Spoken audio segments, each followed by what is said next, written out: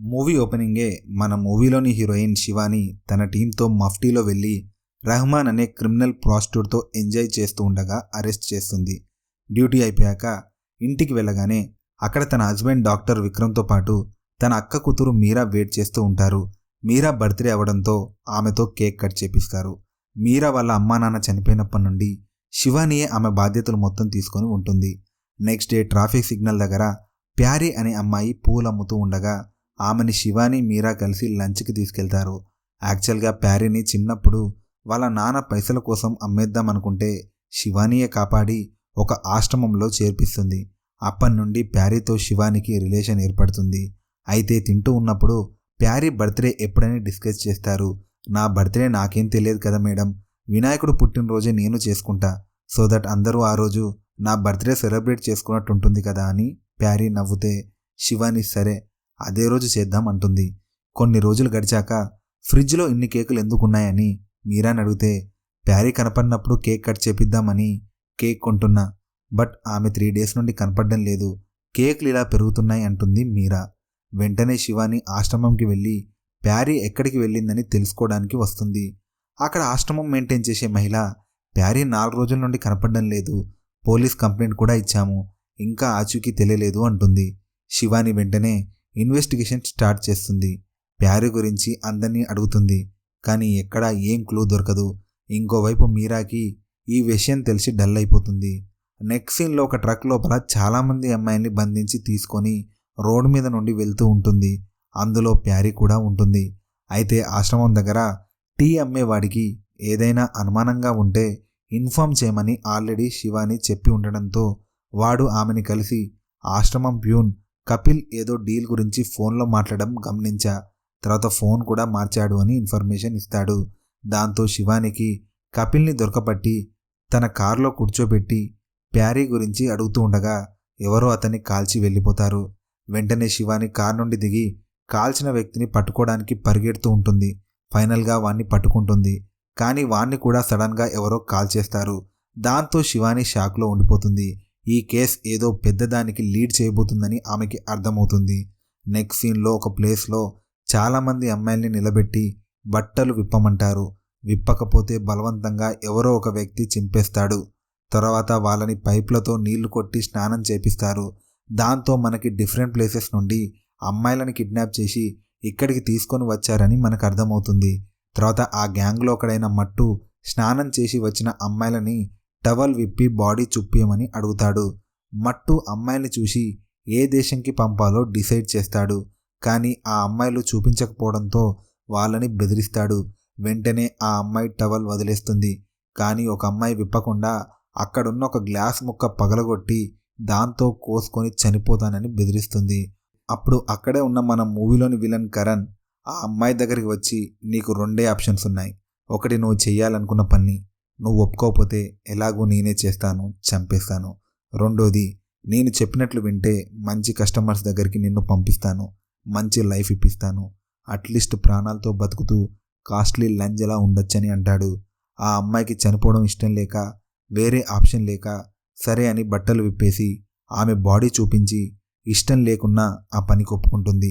అయితే శివానికి కపిల్ ఫోన్లో ఒక ఫోటో దొరుకుతుంది. అందులో ఉంది ఎవరు అని జైల్లో ఉన్న రెహమాన్కి బిర్యానీ పెట్టి మరీ అడుగుతుంది. అతని పేరు కటియాల్. 4-5 సంవత్సరాల బ్యాక్ అనుకుంటా ముంబైకి వచ్చి ఇప్పుడు ఆల్మోస్ట్ 15 కార్ షోరూంలు నడుపుతున్నాడు. కానీ అతనికి ఇంకో బిజినెస్ ఉంది, డ్రగ్స్ అండ్ అమ్మాయిల్ని ట్రాఫిక్ చేయడం. దాని ద్వారానే ఎక్కువ డబ్బులు సంపాదిస్తూ ఉంటాడు. హైవే మీద తన కార్లను తీసుకొచ్చే ట్రక్లో ఎవరికీ తెలియకుండా అమ్మాయిలని ట్రాఫికింగ్ చేపిస్తూ ఉంటాడు అని చెప్తాడు రెహమాన్. కానీ అతని వెనుక మెయిన్ బాస్ ఎవరనేది మాత్రం ఎవరికీ తెలియదు మేడం అని చెప్తాడు. తర్వాత కటియాల్ మీద తన టీంతో కలిసి నిఘా పెడుతుంది శివాని. ఇది తెలుసుకున్న కటియాల్ కొన్ని రోజుల డీలింగ్స్ అన్నీ ఆపేయాలని డిసైడ్ అయి తన బాస్ వకీల్కి చెప్తాడు. తర్వాత వకీల్ కరణ్కి శివాని నెంబర్ ఇచ్చి డీల్ చేయమంటాడు. కరణ్ శివానికి కాల్ చేసి, మేడం మా మనుషుల్ని ఫాలో అవ్వద్దంటే మీకేం కావాలి అంటాడు. నా కూతురు ప్యారీ కావాలంటుంది శివాని. అది కుదరదు, తాను నన్ను చూసింది, ఇంకా ఏమైనా కావాలంటే చెప్పండి అంటే లేదు అంటుంది. దాంతో కరణ్ ఆమెను భయపెట్టడానికి ట్రై చేస్తాడు. కానీ శివాని నీకోసం నేను వస్తా, నిన్ను వదిలిపెట్టాను అంటుంది. కరణ్ శివాని ట్రాక్ చేయకుండా శాటిలైట్ ఫోన్ వాడి ఉంటాడు. తర్వాత శివాని మీద కోపంతో ప్యారీని ఒక అరబ్ షేక్లకి వేలం వేసి ఒక ముసలోడికి అమ్మిస్తాడు. వాడు బలవంతంగా ప్యారీ మీద అఘాయిత్యం చేస్తాడు. ఇంకోవైపు శివాని కటియాల్ని పట్టుకొని టార్చర్ చేస్తుంది. కానీ వాడు ఏం ఇన్ఫర్మేషన్ చెప్పడు. అప్పుడే వాడి లాయర్ వచ్చి వాడికి బెయిల్ ఇప్పించి తీసుకొని వెళ్తాడు. శివానిని భయపెట్టడానికి తన భర్త డాక్టర్ విక్రమ్ వచ్చే లేడీస్ పేషెంట్స్ని ఇబ్బంది పెడుతున్నాడు అని క్రియేట్ చేసి మహారాష్ట్ర సేవా సంఘ్ వాళ్ళతో ఘోరంగా కొట్టిస్తాడు కరణ్. దాంతో మొత్తం న్యూస్లో అతని గురించి వచ్చి పరువు పోతుంది. కానీ ఇదంతా కరణ్ చేపించాడని శివానికి తెలిసినా ఏం చేయలేకపోతుంది. అయితే కటియాల్ బ్రతికి ఉంటే శివాని వాడి ద్వారా నన్ను కనుక్కుంటుంది అని కరణ్ వాణ్ణి వకీల్ ద్వారా అండర్ గ్రౌండ్కి వెళ్ళిపోని చెప్పించి అక్కడ చంపిద్దామనుకుంటాడు.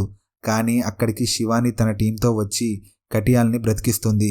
దాంతో తనని కాపాడింది అన్న విశ్వాసంతో శివానికి హెల్ప్ చేయడానికి కటియాల్ ఒప్పుకుంటాడు. నా బాస్ పేరు వకీల్, ఒక 50 సంవత్సరాలుంటాయి. ఢిల్లీ నుండి అంతా ఆపరేట్ చేస్తూ ఉంటాడు. అతనే నన్ను ముంబైలో సెటిల్ చేపించాడని ఇన్ఫార్మ్ చేస్తాడు. కానీ నాతో మాట్లాడినోడి వయసు 30 ఏళ్ల వాడిది కదా. సో వాణ్ణి రీచ్ అవ్వాలంటే ముందు వకీల్ని టచ్ చేయాలని డిసైడ్ అవుతుంది శివాని. తర్వాత కరణ్ శివాని మీద కోపంతో ప్యారీ చిటికెన వేలిని గిఫ్ట్గా పంపిస్తాడు. అది చూసి శివాని భయపడి ఏడుస్తుంది. తర్వాత తన ఫ్యామిలీని అండర్ గ్రౌండ్లో పెట్టి తాను వాణ్ణి పట్టుకోవడం కోసం ఢిల్లీ బయలుదేరుతుంది. ఢిల్లీకి వెళ్ళి అక్కడ పోలీసు వాళ్ళ హెల్ప్ తీసుకుంటుంది. శివానికి హెల్ప్ చేయడానికి సింగ్ని పంపిస్తారు. కటియాల్ వకీల్ని రీచ్ అవ్వాలంటే 2 మార్గాలు, ఒకటి డ్రగ్స్, ఇంకోటి అమ్మాయిలని చెప్తాడు. అయితే ఇండియాలో రేర్గా దొరికే సౌత్ అమెరికన్ డ్రగ్ అయితే వాడికి అనుమానం రాదు. కానీ అది మన దగ్గర ఉందని వకీల్కి తెలియాలంటే ఎలా అంటుంది. బాబ్ అని ఒకడున్నాడు. వాడికి విషయం తెలిస్తే ఆటోమేటిక్గా వకీల్కి ఇన్ఫర్మేషన్ పాస్ అవుతుందని కటియాల్ చెప్తాడు. దాంతో డ్రగ్స్ అమ్మడానికి 2 ఆఫ్రికన్స్ని శివాని సెట్ చేస్తుంది. వాళ్ళు బాబ్ దగ్గరికి రీచ్ అవుతారు. బాబ్ ఆ డ్రగ్స్ తీసుకోవడానికి ఒక ప్లేస్కి రమ్మంటాడు. సో వాళ్ళు అక్కడికి వెళ్తూ ఉంటే వాళ్ళని తన టీంతో శివాని సీక్రెట్గా ఫాలో అవుతుంది. అయితే వకీల్ డ్రగ్ చెక్ చేసి కరణ్ని లోపలికి రమ్మంటాడు. కానీ కరణ్ శివాని అక్కడ చూసి వకీల్కి కాల్ చేసి పోలీసులు మనల్ని ట్రాప్ చేశారు, పారిపోండి అని చెప్తాడు. కానీ అప్పటికే పోలీసులు రౌండప్ చేయడంతో వకీల్ బాత్రూంకి వెళ్ళి కరణ్కి కాల్ చేసి వాళ్ళు నన్ను రీచ్ అయితే నీ దగ్గరికి వస్తారు, అందుకు నేనే చనిపోతా అని కాల్చుకొని చనిపోతాడు. ఎవరూ దొరకలేదని శివాని ఫుల్ డిసప్పాయింట్ అయిపోతుంది. నెక్స్ట్ డే మార్నింగ్ కరణ్ శివానికి కాల్ చేసి నైట్ అంతా నిన్ను ఎలా చంపాలని ఆలోచించా, ఫైనల్గా నేను నిన్ను చంపను కానీ నువ్వే చనిపోయేలా చేద్దామని డిసైడ్ అయ్యానని ఫోన్ పెట్టేస్తాడు. వైపు శివాని నుండి ఈ కేసుని హయ్యర్ ఆఫీసర్స్ టేకప్ చేస్తారు.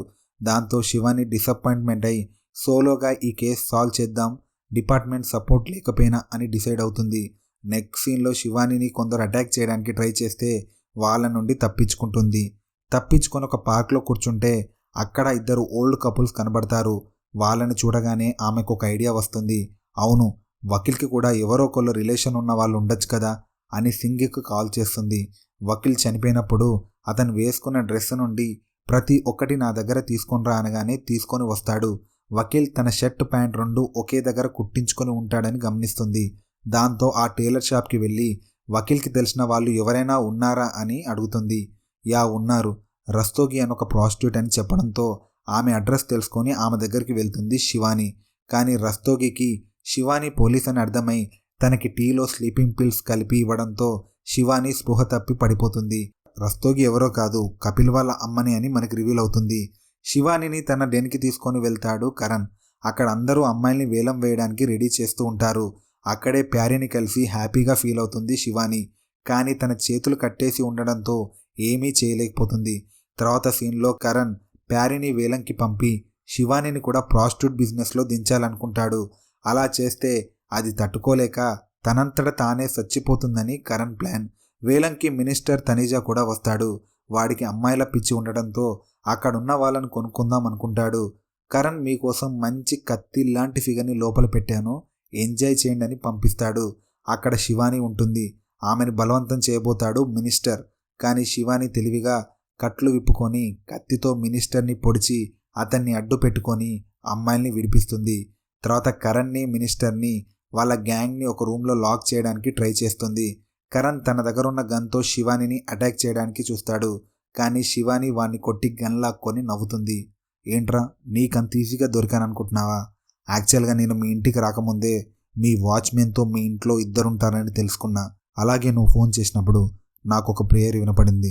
సేమ్ అదే మీ ఇంటి దగ్గర వినపడగానే మీ ఇంటి మీద ఒక కన్ను వేశానంటుంది.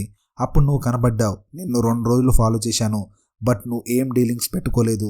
సో నేనే నీకు దొరికిపోవాలని ఇలా ప్లాన్ చేసి వచ్చి మరి దొరికానురా అంటుంది. తర్వాత కరణ్కి శివాని మధ్య ఫైట్ అవుతుంది. కరణ్ ఓడిపోతాడు. కొట్టండి మేడం, అరెస్ట్ చేయండి, జస్ట్ 2 డేస్ చాలు నేను బయటికి రావడానికి అని సైకోలా నవ్వుతాడు. అది నిజమేరా బాడుకో అని అక్కడున్న అమ్మాయిలతో వాణ్ణి చంపిస్తుంది. ఫైనల్గా పోలీసులు వచ్చి అక్కడ ఉన్న అమ్మాయిల్ని సేఫ్గా తరలించి మినిస్టర్ని మిగతా గ్యాంగ్ని అరెస్ట్ చేస్తారు. క్లైమాక్స్లో ఈరోజు నా ప్యారీని నేను కాపాడుకున్నాను, కానీ ఇలాంటి ప్యారీ ఎవడో కరణ్ దగ్గర ఇంకా చిక్కుకునే ఉన్నారు, అలాంటి వాళ్ళని విడిపించడానికి ట్రై చేస్తూ ఉంటా అనగానే మూవీ ఎండ్ అవుతుంది. సో ఫ్రెండ్స్, ఈ మూవీ మీకు నచ్చినట్లయితే 5కి ఎంత రేటింగ్ ఇస్తున్నారో కింద కామెంట్ చేయండి ప్లీజ్. అలాగే మా వీడియోస్ మీకు నచ్చితే కింద కనబడుతున్న రెడ్ కలర్ బటన్ని ప్రెస్ చేసి ఛానల్ని సబ్స్క్రైబ్ చేసుకోవడం ప్లీజ్ మర్చిపోకండి. ఫైనల్గా కుదిరితే ఒక లైక్తో పాటు వీడియోని కూడా షేర్ చేస్తే నేను చాలా హ్యాపీ అండి. సో ప్లీజ్ చేసేయండి. Thank you. సర్వేజన సుఖినో భవంతు. జై హింద్. మళ్ళీ కలుద్దాం.